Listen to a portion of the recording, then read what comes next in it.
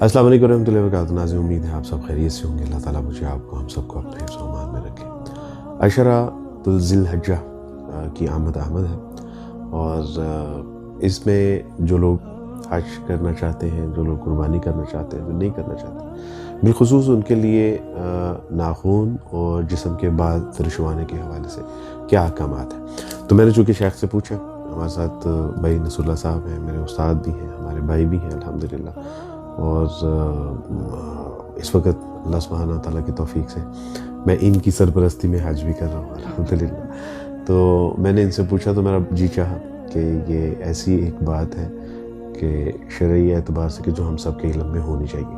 اس میں کچھ باعث فضیلت چیزیں بھی ہیں. انشاءاللہ شیخ سے پوچھتے ہیں. السلام علیکم. شیخ, آپ ماشاءاللہ جامعۃ الامام سے فارغ التحصیل بھی ہیں, ریاض سے, اور آپ ماشاءاللہ یہاں کچھ کافی عرصہ رہے بھی. تو بعض اوقات یوں محسوس ہوتا ہے کہ ہمارے پاکستان میں جو بعض اوقات مسائل بتائے جاتے ہیں اس میں خیر بخیل تو نہیں میں کہوں گا, لیکن شاید وہ ایک طرف کے مسائل بتائے جاتے ہیں. آپ شاید اس میں مختلف فقہ کا مطالعہ کیا جاتا ہے یہاں پہ, تو اس اعتبار سے کچھ وسعت پائی جاتی ہے کچھ حوالات میں نے محسوس کیا, واللہ عالم. شیخ, اکثر لوگ جو قربانی کرنا چاہتے ہیں, بالخصوص جب ہم پاکستان میں ہوتے ہیں, تو وہ ان کے لیے کچھ احکامات تو یہ ملتے ہیں کہ وہ بال نہیں کٹوائیں گے, اور کب سے انہوں نے کٹوانے بند کرنے, پھر کب کٹوانے ہیں. کیا اس طرح کے کچھ احکامات ان لوگوں کے لیے بھی ہیں کہ جو قربانی نہیں کرنا چاہتے, قربانی نہیں کر سکتے یا نہیں کر رہے ہوتے, تو کیا ان دونوں میں کوئی فرق ہے؟ عبدالوارث بھائی, پہلے تو یہ کہ اللہ سبحانہ و تعالیٰ نے بڑی نرمی رکھی ہوئی ہے. نبی علیہ الصلوۃ والسلام نے وہ لوگ جو بعض ایسی عبادات جو مال کے ساتھ منسلک ہیں, ان لوگوں کے لیے جن کے پاس مال نہیں ہے, ان کے لیے بھی اس کے اندر فوائد رکھے ہوئے ہیں.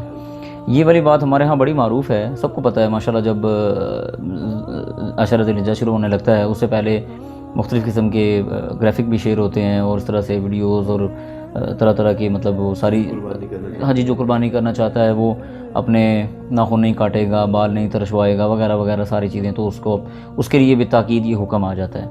تو یہ بالتاکید واقعی ہی اس بندے کے لیے تو ہے جس نے قربانی کرنی ہے, جس نے قربانی کی طاقت رکھی ہوئی ہے, جس کو اللہ نے قربانی کی وسعت دی ہے. لیکن مزے کی میں آپ کو بات بتاؤں, ایک سنن نبی داؤد کے اندر اور مسند احمد کے اندر ایک حدیث آتی ہے, حسن درجے کی حدیث ہے باقاعدہ.